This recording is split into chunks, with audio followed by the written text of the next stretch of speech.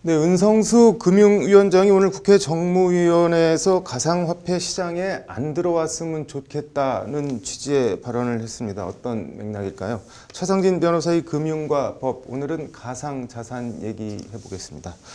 차 변호사님, 먼저 광풍이라고 불릴 정도라고 하는데 이게 어느 정도인가요, 시장이? 예, 가상자산이 열기가 뜨겁다는 것은 네. 곳곳에서 느낄 수 있습니다. 네. 우선 대표적인 가상자산이 네. 비트코인이 가격이 작년 9월에는 1,300만 원 정도에 불과했는데 한 개. 예, 한 개입니다. 예. 근데 현재는 6천만 원대까지 치솟았습니다. 예. 그리고 이마저도 지금 네. 7,500만 원에서 많이 네. 내려온 가격입니다. 네.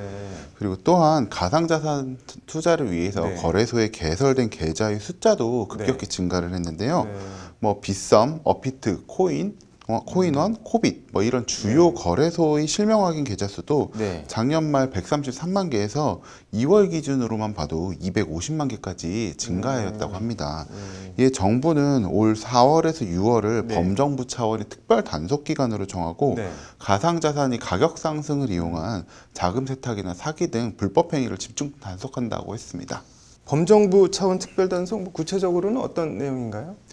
예, 먼저 각 정부 부처마다 네. 역할을 달리하여 네. 암호화폐 시장에서의 불법 행위를 적발하겠다는 것인데요. 네. 금융정보분석원은 모니터링을 강화하고 네. 수사기관이나 세무당국한테 이제 신속히 통보하겠다.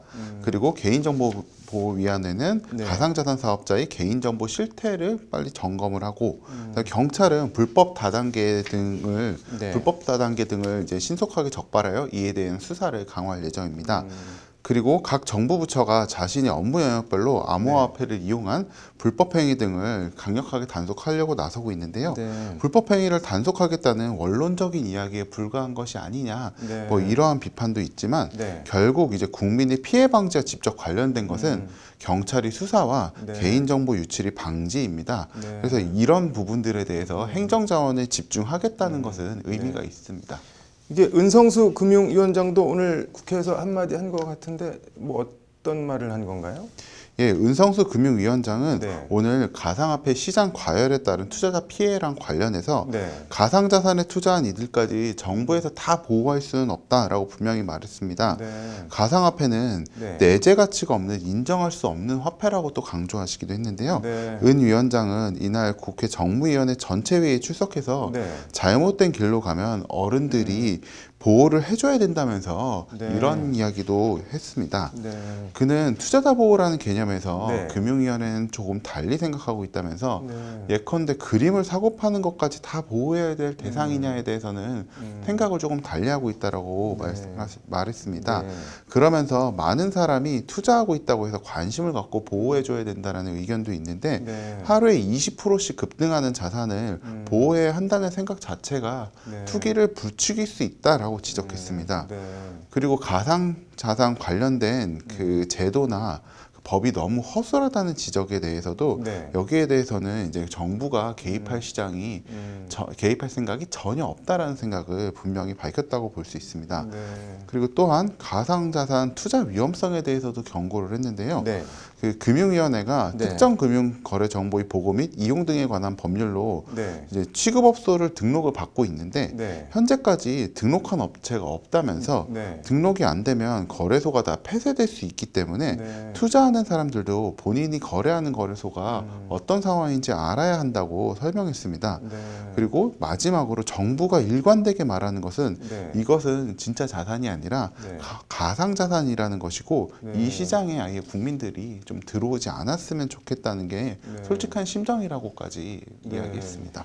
이거 작심 발언을 한 것 같은데 이 가상자산이 범죄에 이용되는 경우도 왕왕 있죠. 예, 맞습니다.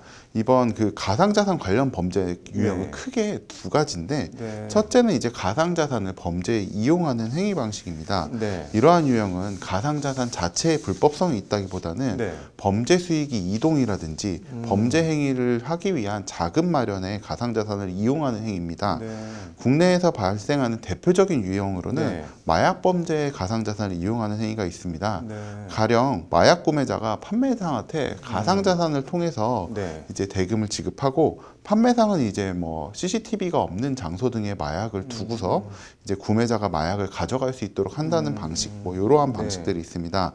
둘째는 가상자산 발행 프로젝트 자체가 범죄 행위가 되는 경우인데요. 네. 최근에는 이러한 행위 유형도 좀 증가하고 있습니다. 네. 가령 뭐 자사 쇼핑몰에서 현금으로 상품을 구매하면 일정 비율을 상장 예정인 가상자산을 지급한다라고 홍보하는 경우가 있습니다. 네. 그러면서 이 가상자산이 상장되면 그 가치가 어마어마하게 증가된다는 멘트로 이제 네. 소비자들을 유혹하고 있습니다. 네. 또는 가상자산을 이용한 불법 다단계 행위도 기승을 부리고 있는데요. 네. 이와 같은 행위는 결국 누군가가 가상자산을 계속 구입해야지만 투자자들이 그 손해를 면하다가 또 그 구입 행위가 중단되면 네. 투자자들이 손해를 보는 구조로 폰지 사기와 동일한 구조입니다. 이게 뭐 주의해야 될 게 한두 가지가 아닌 것 같은데 뭐 어떤 점을 집중적으로 좀 살펴봐야 될까요? 예, 먼저 제도가 정비되지 않은 현재 상황에서는 네. 투자자들이 스스로 조심하는 것이 제일 중요합니다. 네. 그리고 다음으로는 피해가 발생했을 경우에는 네. 신속히 법률가의 도움을 받아 고소 등의 조치를 취하는 것이 중요합니다. 그 투자자들은 투자하기 전에는 가상자산이 발행량이라든지 거래량이라든지 아니면 사업 계획이라든지 아니면 그 가상자산 프로젝트 그 팀의 그 네. 사업 이력을 먼저 보셔야 됩니다. 네. 그리고 발행 기업이 등기부 등본 등도 확인해 네. 보시는 것이 중요합니다. 네. 가상자산 피해의 대표적인 사례는 네. 가상자산 상장 후에 이제 가격이 폭락하는 경우인데요. 네. 거래소 가상자산 가격은 정상적인 경우도 있지만 네. 마켓메이킹이라는 명목으로 네. 가상자산 발행자 또는 그 우호 세력이 가상자산을 꾸준히 사고 팔면서 일정한 시세를 만드는 행위들이 있습니다. 네. 투자자들이 볼 때는 어느 정도 이제 가격이 등락을 유지하는 것처럼 보이지만 네. 어느 순간 발행자 그룹 내부의 사정이라든지 뭐 기타 사정에 의해서 네. 이와 같은 마켓 메이킹 행위가 중단되면 더 이상 구매자가 없어서 가격이 폭락하게 됩니다. 네. 그리고 피해가 발생한 후에는 이제 신속히 법적 조치를 취하는 것이 그다음은 중요하다고 볼 수 있습니다. 이게 뭐 신속히 법적 조치를 취하라고 하셨는데 뭐 구체적으로 뭘 어떻게 해야 되는 건가요? 예, 먼저 그 가상자산 관련 형사 절차의 좀 특징을 아실 필요가 있는데요. 네. 그 형사 고소 시에는 수사 실무용으로 네. 수개가 될 가능성이 높은 대표자를 상대로 고소를 하는 것에 초점을 맞추셔야 됩니다. 네. 그리고 한번 형사 고소되었다가 네. 불기소된 사건에 대해서 네. 수사기관은 동일하게 불기소 결정을 내릴 가능성이 높다는 것도 염두에 두셔야 되고요. 네. 마지막으로 가상자산과 관련된 사업이 네. 실질적인 지속성이 있느냐, 그것이 없는 허구였느냐, 이것을 증명할 자료를 모으셔야 됩니다. 일반적으로 투자자들은 자신한테 가상자산을 권유한 그 판매자나 아니면 마케터에 대해서 고소를 하는 경우가 많은데 네. 범죄 행위 이제 총괄 책임자인 네. 대표자가 처벌되지 않은 상태에서는 그 판매책이나 마케터들도 처벌할 수 없게 될 가능성이 매우 높습니다. 네. 판매책이나 마케터에 대해서만 고소를 하면 네. 수사기관으로서는 이제 네. 대표자에 대해서는 이제 피고 소인이 아니기 때문에 네. 수사를 직접 하기가 조금 어려운 면이 있고 네. 가상자산 사업 자체의 허위나 불법성에 대한 수사를 하기 어려운 상황에서 네. 판매책이나 마케터의 행위가 범죄 행위에 해당하는지만을 판단할 수밖에 없습니다. 네. 그러나 일반적으로 판매 행위나 마케팅 행위는 행위자가 나는 이 사업이 잘 되지 않을 줄 몰랐다. 나도 투자를 했었다. 뭐 이런 식으로 방어를 하게 되면 네. 유죄가 성립하기 어려운 경우가 많습니다. 네. 이렇게 한번 판매책이나 마케터에 대해서 고소가 이루어졌는데 네. 불기소 결정이 이루어지면 그 이후에는 해당 사건의 결과를 이용해서 가해자들이 방어를 하기 때문에 후속 사건에 대해서도 불기소가 될 가능성이 대단히 높습니다. 이게 혹시 그러면은 뭐 저 집단 고소 이런 방식으로 하면은 조금 더 뭐 좀 수월할까요? 어떨까요? 예, 이론적으로는 그렇지만 네. 실무적으로는 좀 아닌 경우도 많습니다. 네. 먼저 이론적으로는 네. 이제 피해 금액과 네. 피해자의 숫자가 많으면 네. 수사기관이 이제 수사 의혹을 가질 수 있고 증거도 많기 때문에 네. 유리할 수도 있습니다. 네. 이론적으로는. 그러나 실무적으로는 오히려 불리한 경우도 많습니다. 네. 왜냐하면 먼저 피해자들 간의 의사 일치가 되는 것이 사실 대단히 힘듭니다. 네. 그리고 투자자들 중 일부에게만 이제 가해자들이 현금 등을 지급해가지고 네. 자신들에게 유리한 진술을 받아내는 등으로 시간만 지나가는 경우도 많이 있습니다. 네. 그리고 그렇게 시간이 경과하면서 투자자들이 제대로 준비되지 못한 고소를 해서 불기소 판단이 이루어지게 되면 네. 나머지 사건도 동일하게 불기소 판단이 이루어질 가능성이 큽니다. 또한 담당 법무법인 입장에서도 해당 사건에만 무한한 시간과 인력을 투입할 수 없는 것이 솔직한 네. 한계라고 할 수 있습니다. 네. 그래서 수많은 사람들과 연락하고 효과적이지도 않은 대량의 증거를 정리하는 것에만 많은 시간을 소모하다 보면 네. 수사기관이 수사활동을 제대로 지원할 수 없게 됩니다. 가장 효과적인 방법은 네. 다양한 유형의 증거를 가진 소수가 고소를 하고 네. 그 다음에 이제 나머지 피해자들이 적절한 정보만을 공유받아가지고 남은 피해자들이 추가적인 고소를 하는 방법이 제일 효과적이라고 볼 수 있습니다. 이걸 혹시 뭐 제도적으로 좀 더 보완해야 할 거나 그런 거는 없을까요? 예, 우선 가장 이상적인 것은 네.